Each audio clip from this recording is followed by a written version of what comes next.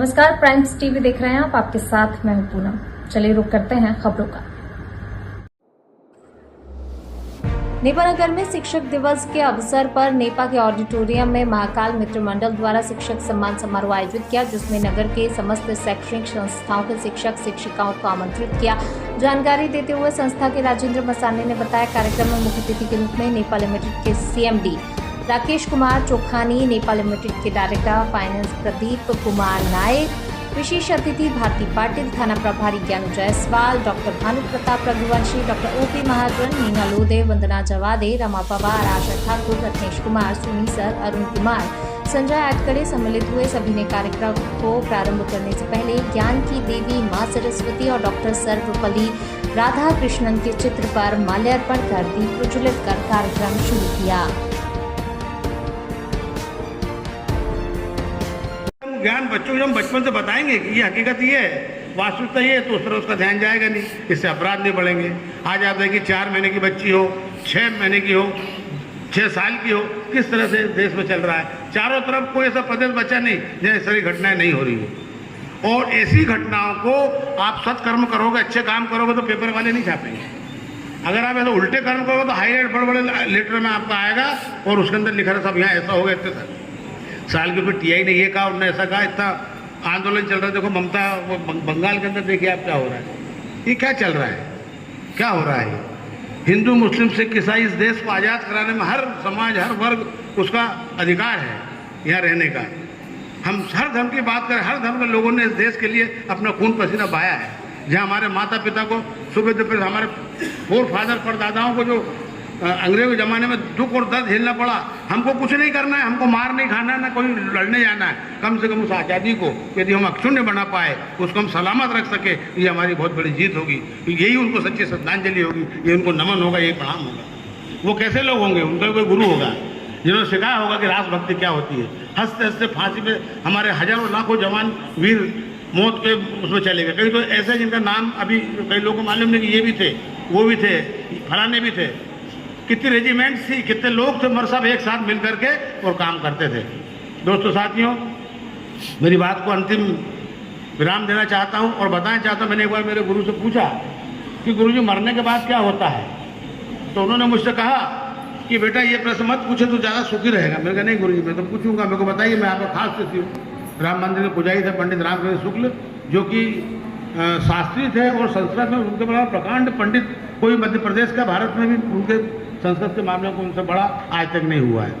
और वो त्रिकालदर्शी थे, उनको ये मालूम था किसकी मृत्यु कब होने वाली है। वो त्रिकालदर्शी पंडित जी थे। तो मैंने पूछा, पंडित जी ये बताइए कि मरने के बाद क्या होता है?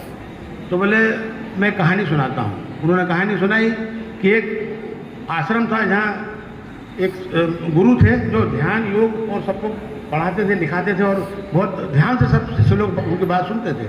मगर एक दिन गुरुजी का जो साहब है भाषण खत्म होने वाला था, उसमें 15, 20, 25 मिनट वो लेट हो गए। अब लेट हो गए तो वो शिष्य विचलित हो गया, उसका मन लगे नहीं, ध्यान करे नहीं। तो जब सब चले गए तो गुरुजी ने उससे पूछा कि भाई क्या बात है, आप इतना विचलित क्यों हो रहे हो, क्या कारण है? भाई आपको ध्यान से सुनना चाहिए था, आप तो मेरे योगी शिष्य में आपका नंबर है। बोले गुरुजी मेरे घर में एक अंधा बाप है, मेरे घर में मेरी एक माँ है जो मेरे बगैर भोजन नहीं करती, मेरी पत्नी है जो मेरे बगैर खाना नहीं खाती, मेरा चेहरा देखेंगे जब तक भोजन नहीं करेंगे। मेरे 2 बच्चे हैं जो मेरा रास्ता देखते हैं, खिलवाड़ करते हैं, मेरे पिताजी हैं, उनके जब तक मैं हाथ पाँव ना दबा दूँ तब तक मुझे नींद नहीं आती, जब तक मुझे भोजन नहीं मुझे रास आता। उन्होंने कहा ऐसा नहीं है, देख मेरी बात सुन, सब अपना अपना काम करते हैं और तू भी अपना काम करो, ध्यान लगा, पूजा पाठ ये सब इसमें मत परेशान हो। बोल नहीं गुरुजी आप यहाँ थोड़ा मैं आपके विचारों से सहमत नहीं हूँ। तो गुरुजी ने कहा ठीक है, कल एक काम करो आप कि सो प्राण वायु मस्तिष्क में भर लेना और आप सो जाना भोजन पानी करके। सुबह सब समझेंगे कि इनका प्राणांत हो गया, मगर आप होश में रहोगे। तो उसने प्राणवायु भरी और सो गया। जब सुबह हुआ तो देखा तो साहब वो तो मृतप्राय पड़े, सांस भी नहीं चल रही। कुछ उन्होंने कहा साहब क्या हो गए? बोले गए। अरे बाप रे, हाहाकार मच गया। औरत बोले अब तो मैं जल उनके साथ ही भस्म होंगी और फलाना कर लूँगी, फिर क्या होगा, हमारे भगवान है, अंधा बाप है, लंगड़ी माँ है। माँ बोले मैं मरूंगी, पिताजी बोले मैं जाना चाहता हूँ, सब तमाम हाहाकार मच गया। किसी ने कहा भाई गुरुजी को तो बुलाओ। गुरुजी क्या सलाह देते हैं? गुरुजी को बुलाया, गुरुजी आए। गुरुजी बोले क्या हो गया? बोले ऐसा हो गया। गुरुजी ने बहुत विचार किया, बोलते देखो सुनो, मैं एक ये गिलास अभिमंत्रित है, ये जल को इसको अभिमंत्रित कर रहा हूँ और जो इसको पिएगा वो मर जाएगा और ये जिंदा हो जाएगा। उन्हें गिलास मंत्र मार कर रख दिया। अब सब आए भाई, उसकी पत्नी नहीं बोले, वो तो सबसे पहले मैं पीऊँगी, इनमें क्यों पाप में गुरु, मेरे सास ससुर बैठे। उन्हें लिया यहाँ तक लाई, बोले मगर एक बात है, पी तो मैं लूँ मगर 2 बच्चे मेरे छोड़ गए, इनका क्या होगा, भगवान को क्या जवाब दूंगी ऊपर जाके। अगर मैं मर गई और मेरा पति जिंदा नहीं हुआ तो मुसीबत है मेरी। बोला ठीक। उन्हें बोले, माँ बोले ला बेटा मैं पीती हूँ। माँ लिया यूँ, बोले अंधा है।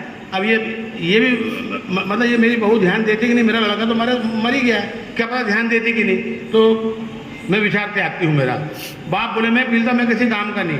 फिर बाप बोले अरे ऊपर भगवान बोलेगा अरे तू साले तेरे को 7 जन्मों का फेरा लगवाया, तेरे को 7 जन्मों कि तू कसम खाई तूने कि मेरी पत्नी का साथ दूंगा और तू बीच में आ गया तो वो मेरे को नरक में भेज देंगे, तो बहुत बेकार बात हो जाएगी।